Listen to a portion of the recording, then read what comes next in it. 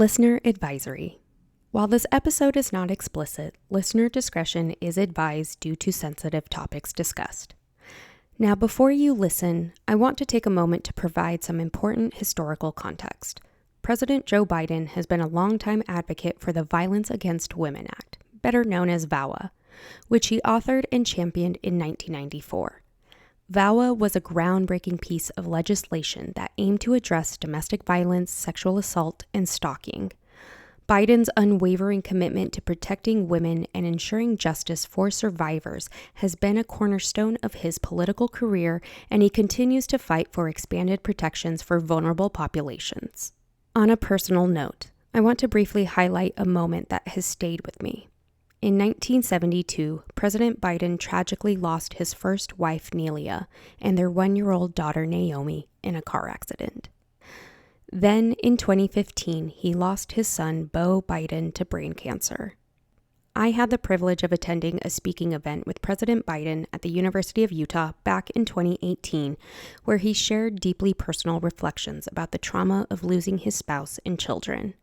His words about grief, resilience, and hope were incredibly powerful, and they have stuck with me ever since. Please stay tuned for a special note after the interview concludes. Enjoy. Kristina Rose is the director of the Office for Victims of Crime, or better known as OVC, at the U.S. Department of Justice, where she leads programs that support crime victims and survivors. Appointed by President Biden in 2021, she oversees nearly $9 billion in grants to assist those impacted by crime and promotes innovative approaches to improving the criminal justice and community response to victimization. Before her OVC role, Ms. Rose served on the Department of Defense Independent Review Commission on Sexual Assault in the Military and held key positions at DOJ, including Deputy Director at OVC, Acting Director at the National Institute of Justice, and Chief of Staff for the Office on Violence Against Women. She also worked as a senior policy advisor on violence against women at the White House under Vice President Biden and President Barack Obama, and spent time as a victim advocate in the U.S. Attorney's Office in Washington, D.C. Kristina has spearheaded several significant federal initiatives, including the first national survey on stalking and the creation of the National Sexual Assault Telenursing Center, which provides virtual support for forensic exams in rural areas. She also has extensive experience in the nonprofit sector, leading organizations dedicated to ending violence against women. This is True Crime in Hollywood, Kristina's personal tale. Whew, I'm a little nervous right now. A little nervous. Well, listeners, today is probably one of the most proudest moments of my career, doing this interview today. I am sitting down with the remarkable Kristina Rose, who is the director of the Office for Victims of Crimes with the Department of Justice. I was introduced to Kristina a little over a month ago, and we have had a couple conversations, and I am beyond taken with your line of work, but equally just your career as a whole. And I can't wait for people to learn more about you. So first and foremost, thank you so much for coming on, Kris, and welcome to True Crime in Hollywood. I am thrilled to be here with you, Celene, and really the pleasure is mine. You have been a delight, and your interest in the work that we do at the Office for Victims of Crime has just been so refreshing. So I'm thrilled to be here with you. Thank you. Thank you. Thank you. Thank you so much for that. Now, before I get into it, obviously you have had an extensive and impactful career when it comes to public service, particularly focused on victims' rights and support. I would love listeners to get to know a little bit more about you first. So, can you share where you grew up? What inspired you to pursue this career? And then how has those personal experiences shaped where you're at today? Sure, I will do my best. It's hard to sum up, 40 years of doing something, and especially because of the crazy path it's taken. Um, I have to be honest, it started when I was a youngster and was reading Nancy Drew books and just wanted to be like Nancy Drew. I wanted to work in the crime area, first wanted to be a cop, um, but somehow knew I wanted to be in that criminal justice arena. And so when I went to school, when I went to undergraduate school, I went to George Mason University for my undergrad, but they didn't have a criminal justice program at that time. Mm. They only had sociology and anthropology and psychology. So you could take a number of courses. They had some criminology courses in there. Um, so I did that. I got my degree in sociology, but knew I wanted to go even further. So I went to Northeastern University in Boston. I'm originally from Massachusetts, was born in Northampton, Mass, and go back to Massachusetts for my master's degree and got that in criminal justice. And they have a fantastic program there. And even at that point, I had always had a special place in my heart for um, people who had experienced crime. But at that point, I don't think I certainly didn't have it in my head that, oh, I want to be the director of the Office for Victims of Crime at the Justice Department. But it was my dream to work at the Justice Department. So I Oh, just didn't know what that was going to look like. Um, so wow. it's just been this kind of winding road, but I got my first experience with crime victims after I got my very first job. And my first job was with the National Criminal Justice Reference Service. And that was a government contract with the Department of Justice. It was a clearinghouse, so people could call an 800 number and I would answer the phone and they could ask any questions about crime or criminal justice, Wow. research, statistics, anything. And I had all of this DOJ information and literature available to me to answer those questions. And it was during that time that I was selected for the county board on crime victims and families. Mm. And it was a really long time ago, like 1988. And I remember we held a listening session with victims of crime in our county. And I think that little did I know that how impactful that would be for me. But I remember going home after that listening session and just breaking down. I felt like I just internalized all Yeah. of the pain that these people were talking about. Um, and served on that board and learned a lot about local victim services. Um, so I was fortunate to work at the reference service for 13 years and Mm. then was hired by the Department of Justice to work as a full-time employee. And I've spent 23 years with the department. And my first job was doing dissemination and outreach for the National Institute of Justice. And it's so back and forth. But I eventually became the acting director of the National Institute of Justice, which is the research arm of the Justice Department. And I was just thrust into that role at the beginning of the Obama administration. And I had never even supervised anyone in the Department of Justice. So it was a real learning experience. I call myself the accidental leader. Um, because all of these leadership roles, except for the one I have right now, have been sort of accidental. But I also got the chance to be the chief of staff at the Office on Violence Against Women, which was Mm. really my crash course in domestic violence and sexual assault and stalking.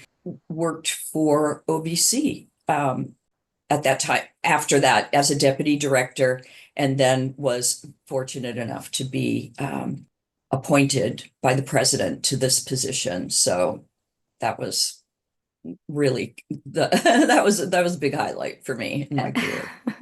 I would imagine so, and I'm definitely going to have questions about that, but thank you so much for Yes. sharing. And I'm just curious because one of the things that I've noticed when I'm speaking with people in this space, I feel like there's sometimes cases that we hear in the media that may have stuck with you. Are there any over the years that really just was right here in your heart? Oh my gosh, I'm so glad you asked me that question because well, 1982, I was a college student, and I heard on the news that a young woman named Stephanie Roper was also in college, and her car broke down on the side of the road in Maryland. And she was, two men stopped. She thought they were going to help her, and they actually kidnapped her, tortured her, murdered her. I remember just relating to that so much because I was a college student as well. And then I started hearing about her mom, a woman named Roberta Roper. Because of Stephanie's horrible death, her mom ended up becoming one of the nation's most important and revered victim advocates. She got more than 100 pieces of legislation passed in the state of Maryland to give victims rights. Because when she was during the trial of the two men, the judge would not allow them to give a victim impact statement, her and her husband. And I just remember so much hearing about the trial and how it came out. They were both convicted, but I know that even now Roberta is actively giving statements to the parole board so that they stay. I think one of them may have died. I need to check that. But I became just so inspired by Roberta, and I never met her until I got this job. Oh my And goodness. I got the opportunity to do a podcast and interview Roberta. It was one of the biggest days of my life because I got to tell her that I remembered her daughter and that I related to her daughter and that she and I were the same age, or we would be the same age now. And Roberta has become a really important person in my life.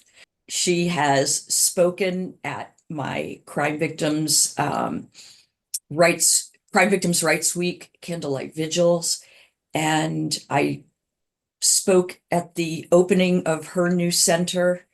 So she created the Maryland Crime Victims Resource Center, and she is in her 80s and she continues to work there today. And and here's the crazy thing. When I was young, and when that happened to Stephanie, after I learned about Roberta and the work she was doing with crime victims, I said to my mom, Mom, if anything ever happens to me, will you please call Roberta Roper and ask if there's anything you can do to help her? And I got to tell Roberta that in the podcast that I did with her. And we're bonded for life now. Oh my So goodness. What a thank you for story. asking me about that because she is one of my favorite people on Absolutely. this earth. Well, and I think you raise a very important thing when we're talking about parents who have lost a child to such vicious crimes. And really, that was, it feels very similar to my experience with Jill McCluskey, with Lauren McCluskey, who was unalived at my alma mater. But watching her prevail and doing all the things to raise awareness for campus safety and raising awareness about intimate partner violence, it's remarkable to me that these mothers truly just take the darkest days of their life and turn that into good. So, what a beautiful story to share. Thank you. Thank you. Oh, Thank you. I thank you. appreciate that. Thank you for giving me the opportunity to talk about it. But I agree with you, uh, Celene, because the strongest people that I have met in this work have been parents and moms of murdered children. Yes. They are not satisfied just sitting around, Yep. waiting for answers. They fight, fight, fight. And it's because of them that so many of the changes in the improvements we have seen in victim services have been the result of their efforts. So they too, are just a special, special group of people to me. Absolutely. I agree 110% with that. And truly, on the flip side of that, I think one of the other things to raise awareness on as well is that there are mothers out there, and one in particular that's coming to mind because I've recently been connected with her, and her name is Chin Roger, who was the mother of Elliot Roger, who unfortunately, he was the individual who unalived people at Santa Barbara when he was out there in college in 2014 in California.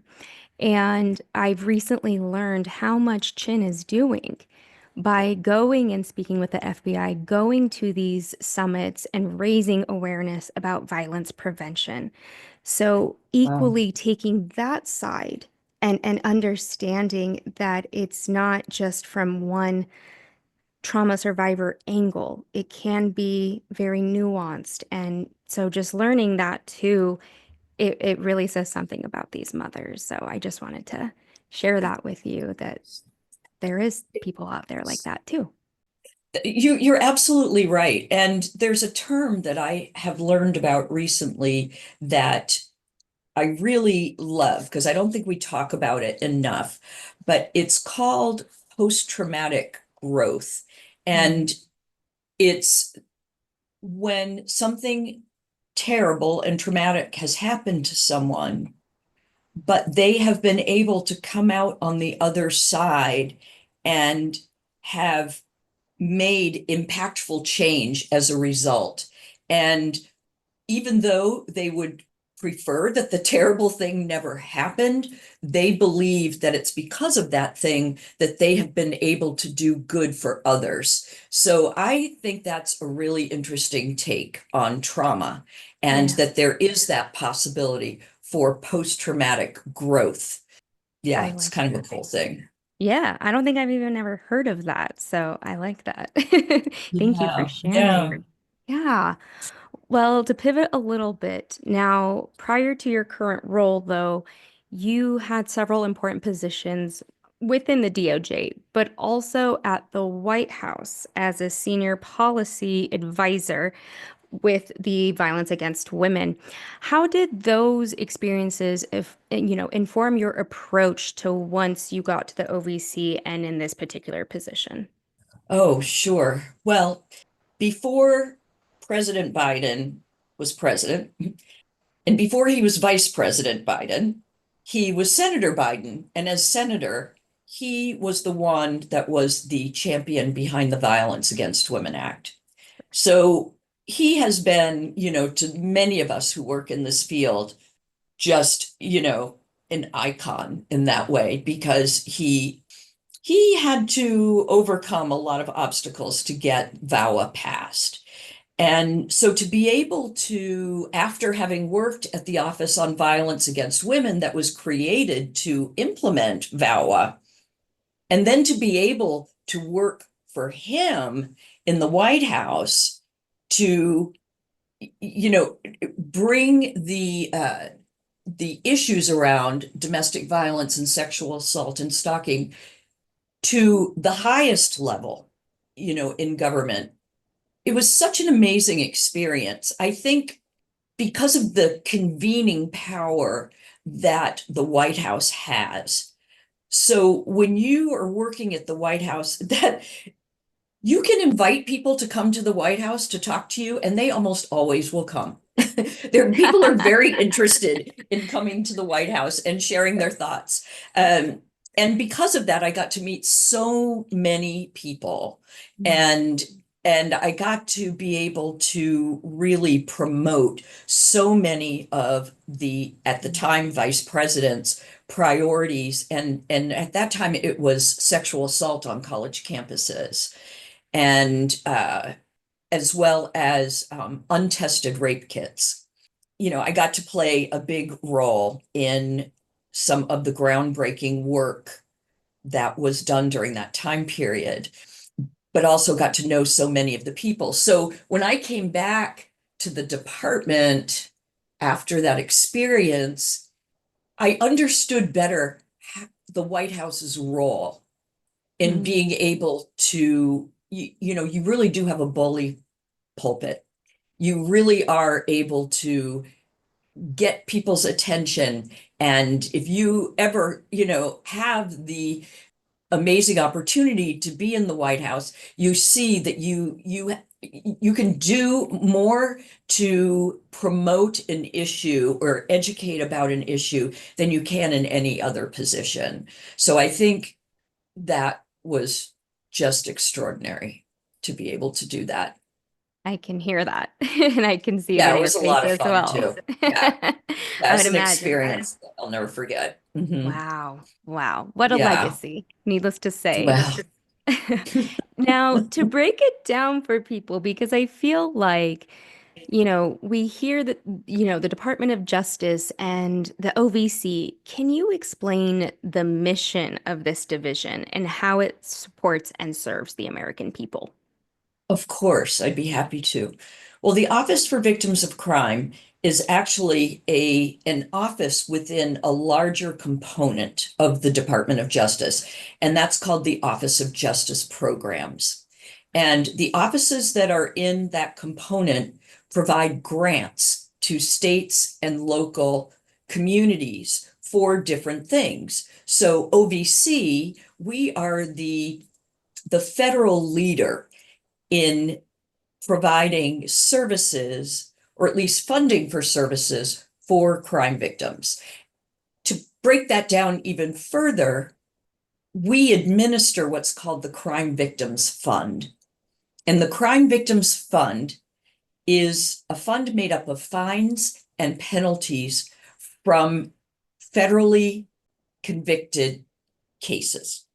For example, there's some big federal cases that the Department of Justice prosecutes that Mhm. result in millions of dollars sometimes in fines and penalties.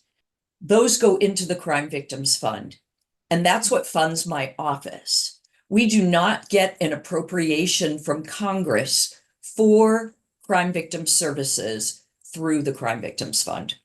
So we are very dependent on those fines and penalties, but we get, right now we have over $2 billion in the Crime Victims Fund.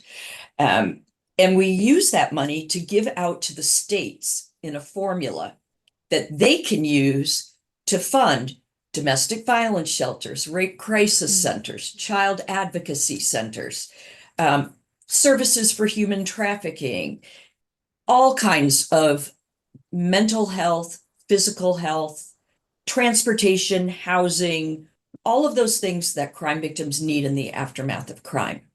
The other piece of it is called crime victim compensation. So we provide funding for crime victim compensation in all of the states. And what that goes to are the out-of-pocket costs that crime victims have when they have experienced a crime. So, for example, you're robbed one night walking home from work. Somebody, pushes you down, you hit your head on the sidewalk, they grab your purse and run. The crime victim compensation will reimburse you for medical expenses, will provide counseling and therapy services, will provide reimbursement for those things. If it happened in your home and you're petrified that it's going to happen again, it can pay for security, maybe to get a new security system for your home or something like that. And one of the sad things that it pays for are the funerals of crime victims who are murdered. So families can apply for that compensation. So OVC provides that funding to the states to give to local communities, but also to fund state compensation programs. But then there's a little percentage of that money that we get to use at OBC for what we call discretionary programs, meaning we can identify innovations or, to use the vernacular, cool ideas that we want to fund that we know will expand access for victims of crime. So we fund hotlines, like you may have heard of the domestic violence hotline or RAIN's sexual assault hotline. We also fund an elder fraud hotline. We fund an image-based abuse hotline. We fund the Strong Hearts hotline. It's pretty cool that we can do all of those things. Every single one of us that works here, we all feel very, very fortunate and very, very passionate about what we do and the ability to try to improve the response and the lives of crime victims and survivors. That's incredible. I know some of this, but really that breakdown speaks volumes of really how these programs exist and these organizations. And truly Right. it is interesting to hear that. And I think also for people to learn that there are additional resources out there, which I think is very limited, and that also can be dependent, on the communities themselves, understanding that there That's is right. more direct access, in these cities that might have, the ability to get some of those funds. So thank you for sharing all of that. Absolutely. Our website, which is obc.gov, it's actually a little bit longer, but I know that if you put in obc.gov, it goes to the website. So that's just a little easier to remember. Yeah, But there's a directory in there of crime victim services that perfect.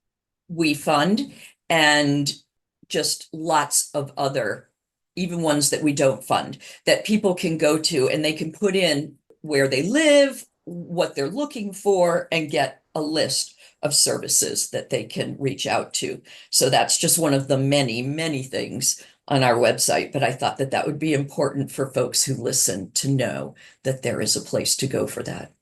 Absolutely. And you highlighted on something important where there are organizations who may not have access to those funds.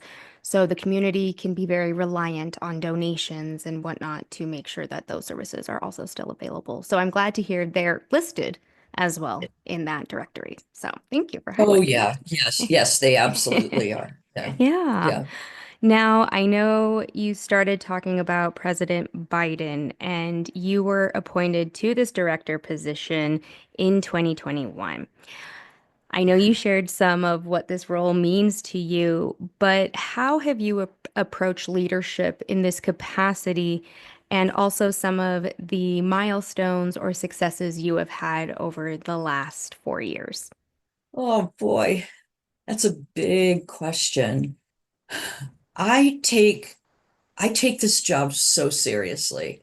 When I was appointed, I just felt such a huge responsibility for being able to make changes that would help individuals, that would help programs, that would help victim advocates, anybody that is doing this work, because people forget about victims. Yeah. And that's probably been one of the toughest parts of this job is, for me, crime victims and survivors, that is my passion, that is my priority. And I just think that everybody knows about the issues that they face and the challenges that they face. But in fact, people forget about the victims, especially in some of the cases that, we hear about in the news media. Um, it has been a priority for me to make sure that those voices are heard in conversations where they matter.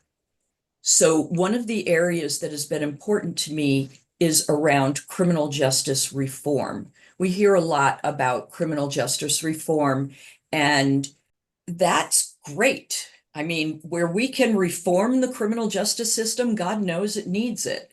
But we need to remember to include survivors in those policy conversations. Mm. Because when you make changes to the criminal justice system, there is a 99% chance that it's going to have an impact on the victim as well.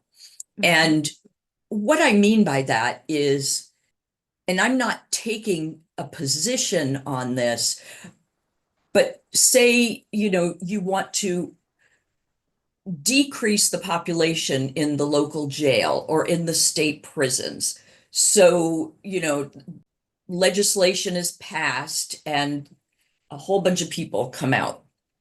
A lot of times, those decisions are made without talking to the victims in the cases of the people that are let out, to ask them how they feel about that Mhm.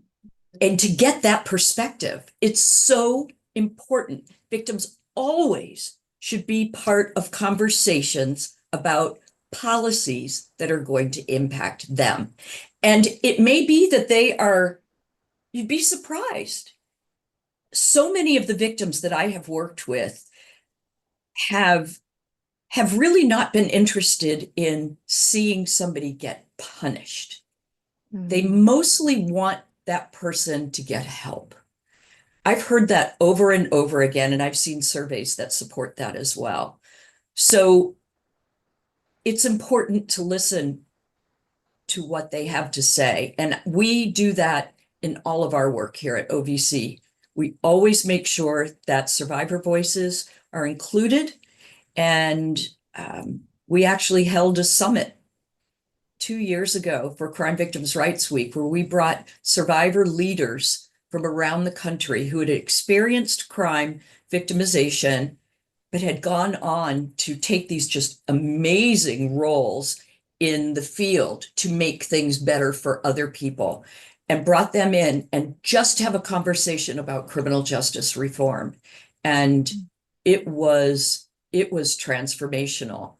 And I implore policymakers, uh, people who are developing programs, people who are going to do research on crime, to include victims and survivors. So that's been a really big part of my role here. And President Biden feels very, very strongly about survivors, and he makes special time to meet with them privately every chance that he gets. And Wow. I don't think people see that side of him that often.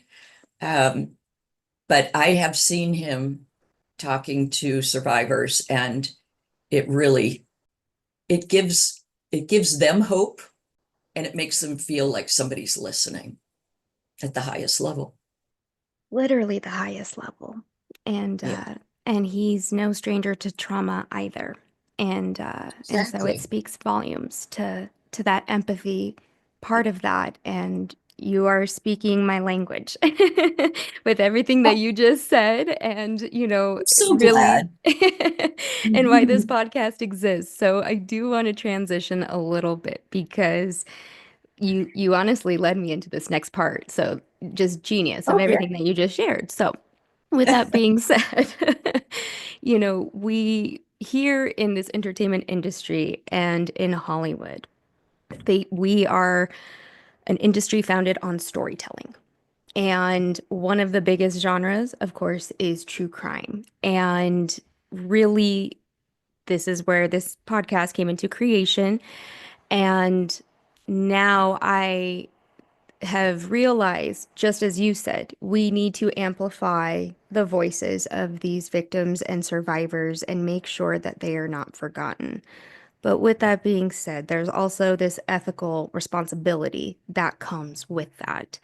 In your opinion, how do you see media outlets doing that successfully when it comes to working directly with trauma survivors, families, communities, and so forth? Mhm. Oh, it's a great question.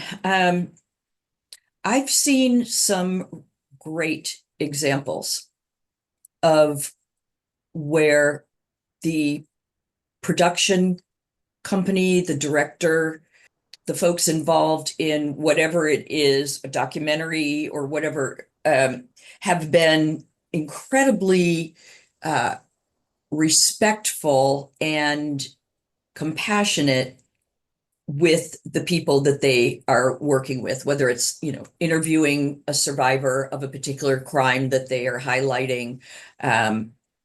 Actually, I just recently was able to meet with the director and the producer. She did everything of this film, um, called Juvenile: Five Stories. And it's about five individual, they're adults now, but they talked about what it was like to be in the criminal justice system as a juvenile. Hmm. The reason I was involved is because each one of them had experienced trauma from victimization before they became involved in the system. That's something that people forget, that Yes. overlap, right? Yep. Of many people who commit crimes have had crimes committed against them, and usually as young children, and very traumatic. And I met the young people who were the stars of the film and asked them what it was like to work on that film with that director. Hmm.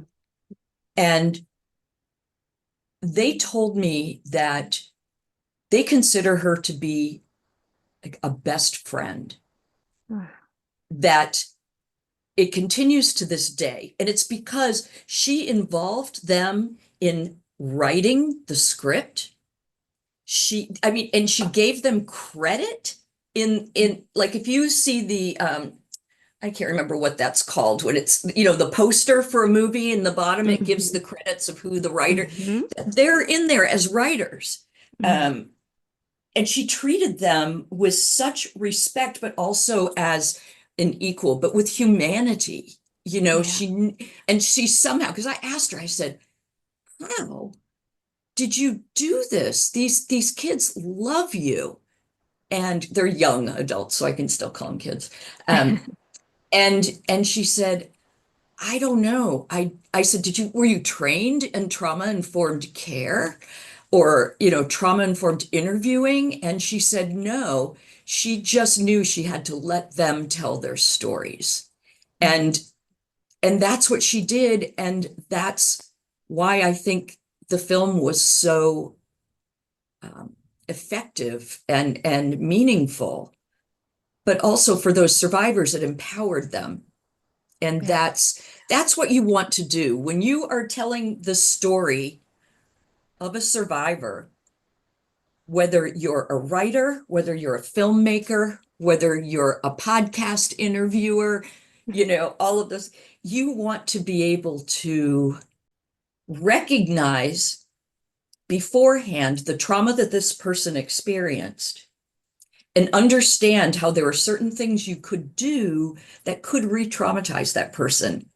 And you need to learn how to stay away from that.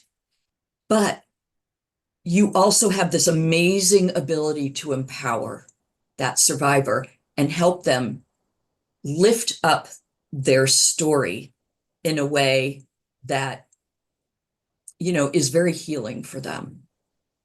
Mm. I don't even know if I'm answering your questions in the way you've asked I'm them. in. No, you are. You absolutely are. And truly that is, the idea and the whole backbone of the workshop that I created, Producing with Empathy, because you are right. Once you give them that autonomy and you give them that respect, you are going to get so much more of a, you know, I don't even want to say fruitful story, but you're going to get so much more than just taking baseline facts, grabbing court documents and just kind of making this, traditional timeline, if you will. But when you involve them, it is a totally different experience. And I have been able to do that firsthand. But on the flip, with Ted Bundy, individuals who are impacted by him, but listening to their stories not Bundy's stories. It's truly That's right. how, that comes from them. And so hearing that, that director, producer really took that and gave them that power. It speaks volumes. There's another wonderful documentary. I believe it's on Netflix now, and it is called Daughters. And it is about men in the system who decided to go through this process of, I don't want to say rehabilitation, but something to that degree where they wanted to connect with their daughters. And so the filmmakers and the prison system, I believe, created a father-daughter dance. And I've heard about this yes, one. Yeah. yes, this premiered at Sundance last year, and it's kind of the same thing. You don't Mm. necessarily learn what these men are in prison for. But I think the beauty of that is you see the transformation into the father that they actually are and being able to spend that time with their daughters. It's so enlightening and so beautiful. And I just wish more of these films were highlighted because in Hollywood, there's also that other side of it where there are missteps when it comes to scripted projects. And as I interviewed the wonderful Rita Isbell, who is a trauma survivor, her brother was unalived by Jeffrey Dahmer, and her Mm. victim impact statement made waves in the 90s where she was, screaming at him, rightfully so. And, that became her identity and has continued to be her identity. And she shared, to see that Ryan Murphy did this series, Dahmer, and it received so much recognition and awards, but she was never involved. She was never consulted and really Mm. felt something because it's like she's being re-victimized in a totally different fashion now. Absolutely. Yeah. So we do see that side of that in Hollywood. What is your opinion on that, like, storytelling without any consulting or knowledge by these affected parties and really what can that potentially do to them in their healing journey? Well, it's just incredibly irresponsible. When someone experiences um, a crime, they've been the victim of a crime, they have they've lost something. They lost their control in that moment or that hour. And the last thing that you want to do is take that control away from them again. And when people are irresponsible about, respecting I don't want to say they're obviously respecting their rights, but this isn't a case. But respecting the fact that they've had something taken away from them. And really, what you want to do is give them back the control that they lost. And, because when it's done poorly, and I've seen this happen numerous times, where someone just, tells their story, they relive Mhm. that whole horrible traumatic situation, and they and then when it's done, they're like, okay, see ya. And Yeah. the poor, survivor goes home, and they have nothing. They are just left with that horrible, experience of reliving the crime again. And it happens over and over. So, you want to be able to take a number of steps. You want to make sure that if you're going to be interviewing someone for a story, and you are going to be asking them about specific things that happened, number one, get consent from them, first, Mhm. to make sure that they are okay with that, but then to be able to make sure they're going to be okay afterwards. Mm. Um, and I think, I've noticed that on Netflix, and I don't know if I've seen it in other places, but I think I have, where they often will give a trigger warning at the beginning to say, oh, there's going to be violence or there's going to be a scene of sexual assault. People find those things very helpful. Mhm. And again, that is another way that you are, respecting people that have been through that, um, and giving them that choice to turn off the television or turn off the computer and and not put themselves through that. Literally my next topic to cover with you. You are good. We're sharing the brain today. So, with that, yes, this is a discussion that we had about, content advisories, trigger warnings, because there is this, newfound respect for people who have experienced this. And I know for myself firsthand, I have been blindsided by, going into movies and there is nothing there, but then there is a, violent scene of sexual assault and then I have to kind of figure that out in my seat of how do I, regulate my system with this. I want to keep watching because I want to see finish the movie. Yeah. But if I had at least preparation to tell my body prepare. Something's going to come up Mhm. and anticipate that or choose to not go and see that. So, what do you think that these warnings do in terms of protecting the mental and emotional well-being of the audiences and why it needs to be done more consistently? Well, just like you said, you're offering by providing that trigger warning, you're giving someone the choice of whether they want to continue or not, or whether they want to just prepare themselves or do a little more research to find out, what happens. Is that something that I can, handle or not? But I think also it's in addition to a trigger warning, at the end of the program, being able to say, if you want more information about domestic violence or about sexual assault, here are some resources for you. And I know people take advantage of that because I have worked closely with the National Domestic Violence Hotline, and they, and the same with Rain and their sexual assault hotline, they prepare when these movies or shows are going to be on and they know that they're going to be advertising their 800 number. They bring in extra people, they get prepared. Wow. People will call. And I think that that's great. That's what you need to do. Warn, provide the warning at the beginning, provide the resources at the end. And, whether people take it or not, that is their choice, but you've put that out there. And that's what it's all about, is giving people choices and options and letting them know that they're not alone. Amen to all of that. Absolutely. Now, we also discussed the award-winning series of Unbelievable and Hmm. your remarks of that, because I know for me, that was a transformative series that I sat Yeah. down and watched from start to finish. But Yep. you were working for a different division at that time, but you mentioned that, the Netflix team or the producing team also reached out to have that conversation. Can you share more about that?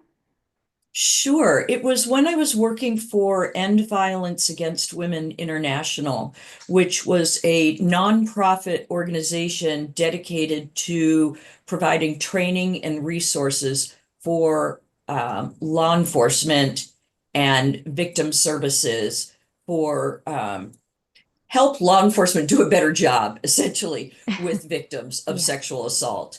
And it was a lot about training and education, but it was also for prosecutors and victim advocates and all of that. But yeah, we did. The folks from Unbelievable reached out to us and asked us for basically advice and around what they could and should put up at the beginning and at the end of that series. And I remember I was able to get like an early viewing of I think the first episode so I could get a sense of what it was like. And I remember thinking, oh my goodness, this is like one of the best portrayals of this kind of subject matter that I've seen in a really long time. I thought it was extremely well done. I thought the acting was amazing. And, Mhm.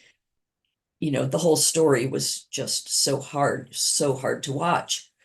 But I gave, Netflix and the people involved in that series a lot of credit for reaching out and taking our advice and getting all that information involved. And after I left there, I did hear that um, they brought some folks from that organization to the premiere Mhm. when they premiered the series. So this whole thing around inclusion and giving people an opportunity to do what they do best and then including them in the process, I think is, that's really admirable.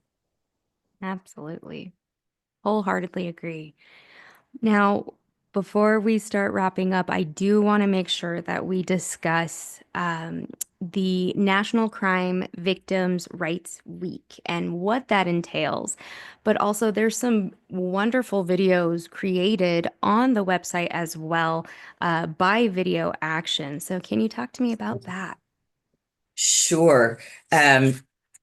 Yes, Crime Victims' Rights Week is one of the most important uh, activities that we do every year. So National Crime Victims' Rights Week falls in a week in April. And this year, or not this year, in 2025, the next one, it's going to be from April 6th through the 12th. Mm. And one of the things when I became director of OVC, because I had been going to Crime Victims' Rights Week um, activities for decades. But I said, I'm going to come in, I'm going to make changes. There's so many things I want to do. And we took a little bit of a different approach and revived some old things. But during that week, um, we develop a theme and create a resource guide and posters and do a lot of outreach. And we provide grants, $5,000 grants to local organizations to hold Crime Victims' Rights Week activities. Um, but I wanted to put a lot of thought into what the theme was because Mm. I wanted it to resonate with people. And this year, our theme is very simple.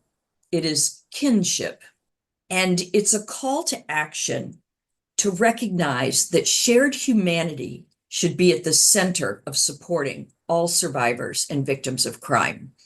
So we think of kinship as a state of being with survivors that drives vital connections and it increases access to services, to rights, to healing. So kinship is where victim advocacy begins. Mm. So there's going to be a beautiful illustration of the way that we see kinship uh, as it relates to connection and healing. And that will be on all of our materials. It will make that available to everyone. And it will be the subject of Crime Victims' Rights Week commemorations all over the country. Mm. So it's really, really fun to be able to try to create a meaningful theme for the field. Because what we're doing that week is we are honoring people who have been victims of crime and survived. We're honoring people who have lost their lives to violent crime. We're also honoring the people that serve them. Mm. So any connections we can make to acknowledge how important these people are and how committed and passionate they are to their work and helping crime survivors, make that healing journey. So I hope that people will go to our website because do create, as you mentioned, videos, Mhm. and there's videos for every year that go with the theme. And there are videos from last year and the year before the year, they go way back. But if you look at the ones from 2021 on, um, you'll see Roberta Roper is featured in some Oh. of these, and she talks about Stephanie.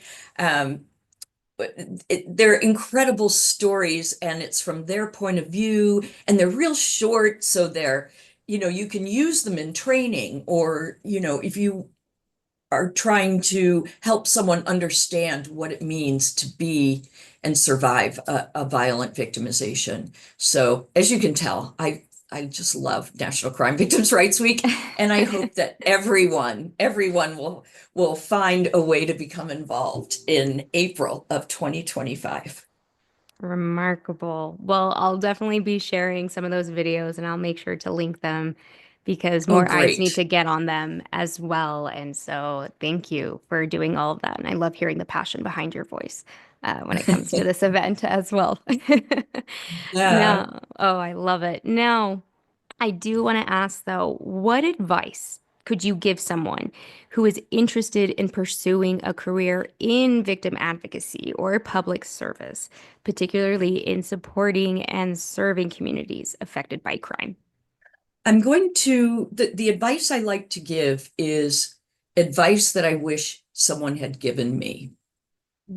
And I went straight out of grad school into a job where I was doing a lot in the area of criminal justice, crime, behavior, victimization, but I never had the opportunity to work hands-on in Mm. direct service. And if you want to be a leader in this work, you will have so much more credibility if you take the time, a couple of years, whatever, volunteer work, to be able to work directly with crime victims and survivors so that you can better understand the burden that they carry. And I was lucky enough in 2013 um, to be given the opportunity to go on a year's it's called a detail, which means they let me go to a different part of the Justice Department to work for a year. And I got to work as a crime victim advocate. So that was all I wanted to do. I wanted to get that hands-on experience that I didn't get earlier in my career. And it was really that it made me understand that there are so many things that we say should be done for crime victims, but in reality, those are really bad things. Or policies or laws, they have unintended consequences. And until you do the work and you work with someone and see what it's like and feel it and walk in their shoes, you have no right to be making recommendations for major policy changes. So that is my advice. And you never will regret it, whether it's volunteer work, when you can make a difference in someone's life, it's a good way to wake up in the morning. Agreed. And you're so right. Yeah. I think once I started volunteering and doing the rape crisis line during the pandemic, Did you?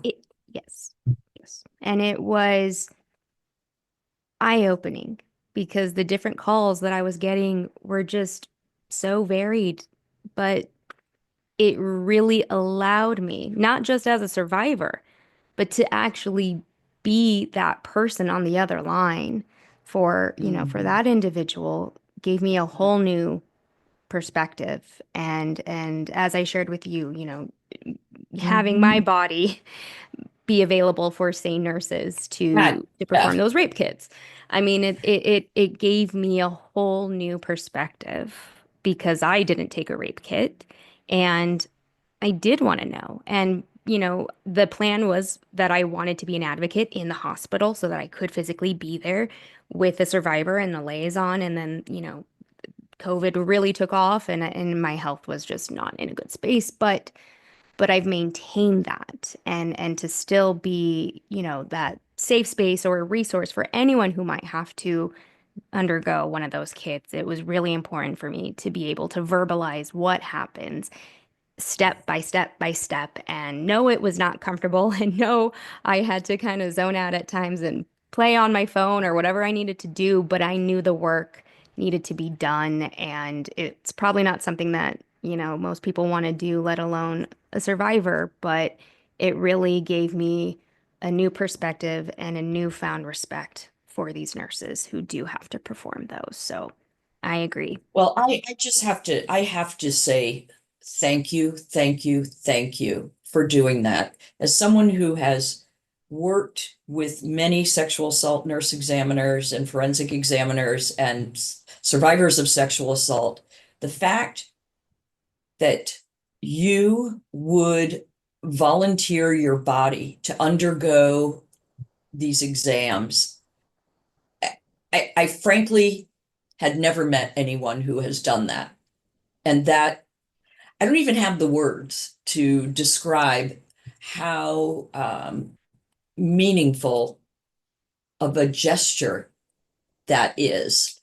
And in addition to being able to understand and talk to somebody about it from the first person, in explaining to someone what's going to happen during an exam. Yeah. And I have so much gratitude and admiration for you, and so grateful for the Thank you. service that you've given survivors everywhere. I Thank mean, you. that is amazing. I remember when you first told me, I was Thank blown you. away, and I still am. It's yeah.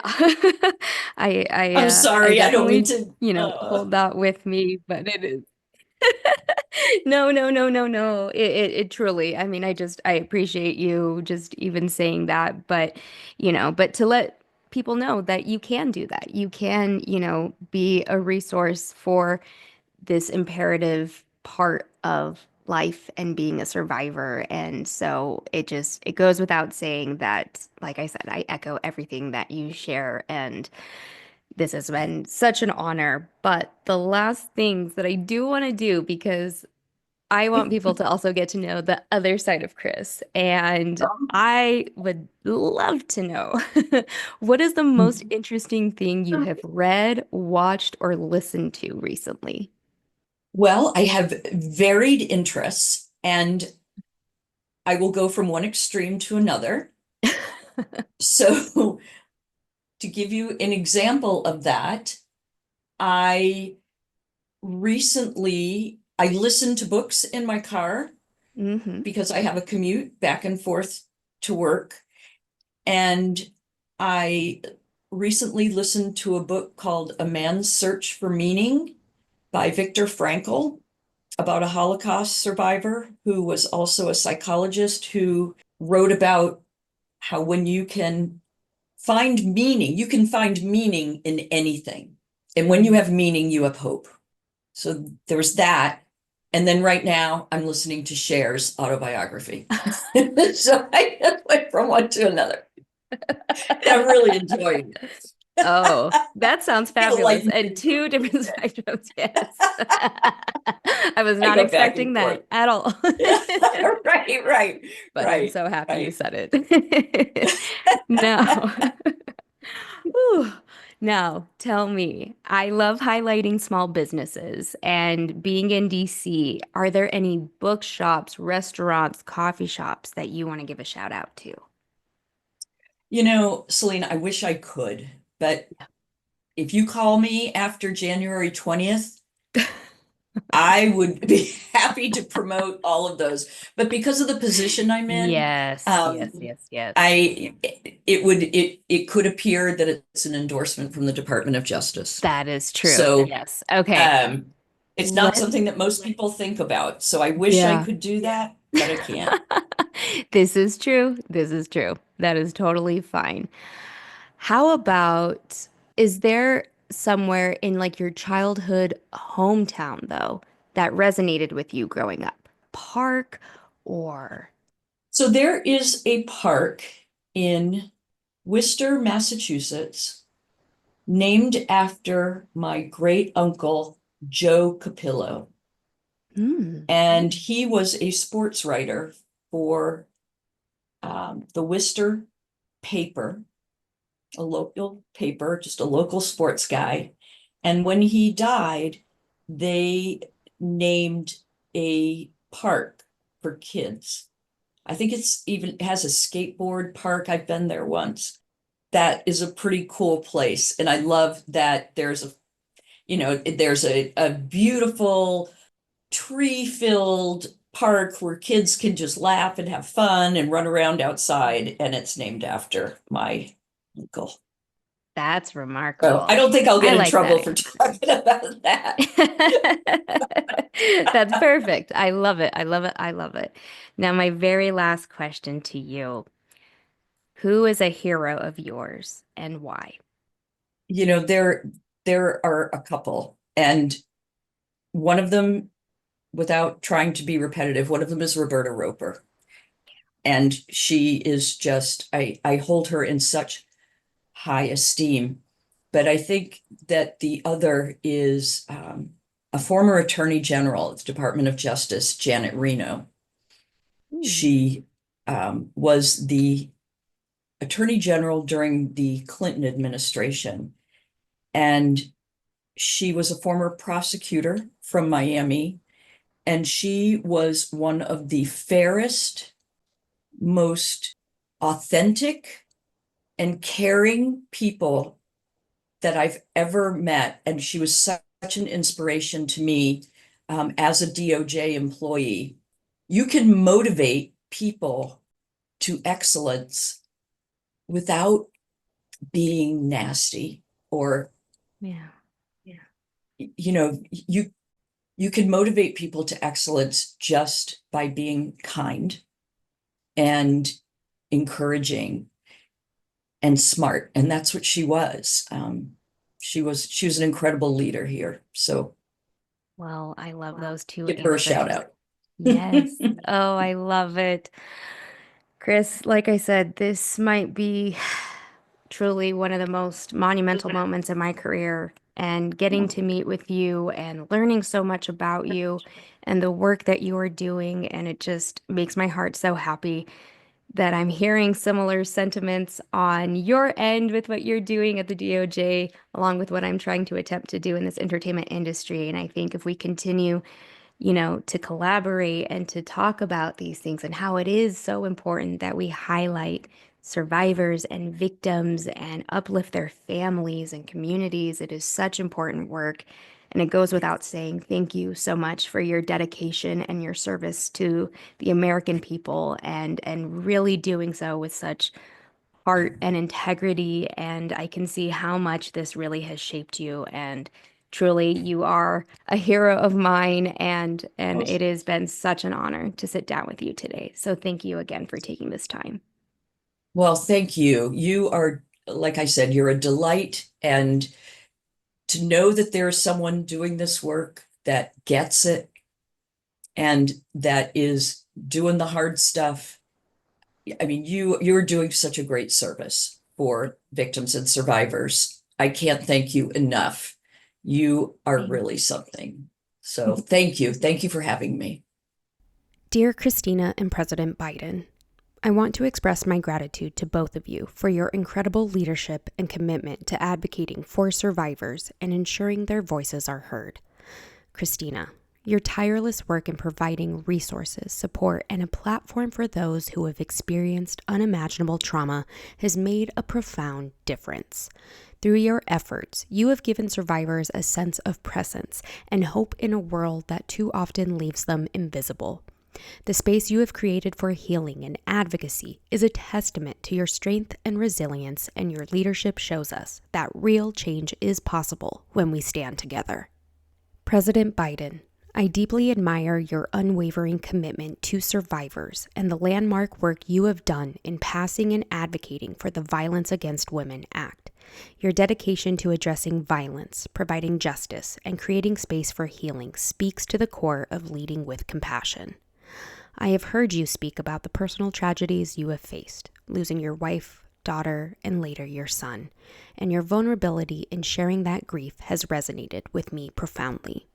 You have taken unimaginable loss and used it as a force to fuel your work for others, reminding us all that even in the darkest moments, there is hope.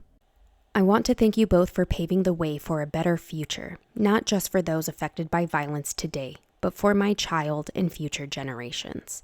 Your work will continue to resonate for years to come, and I am incredibly grateful for the difference you are making. You have shown us that real change happens through small steps, through actions that may not always make the headlines, but that pave the way for a better tomorrow.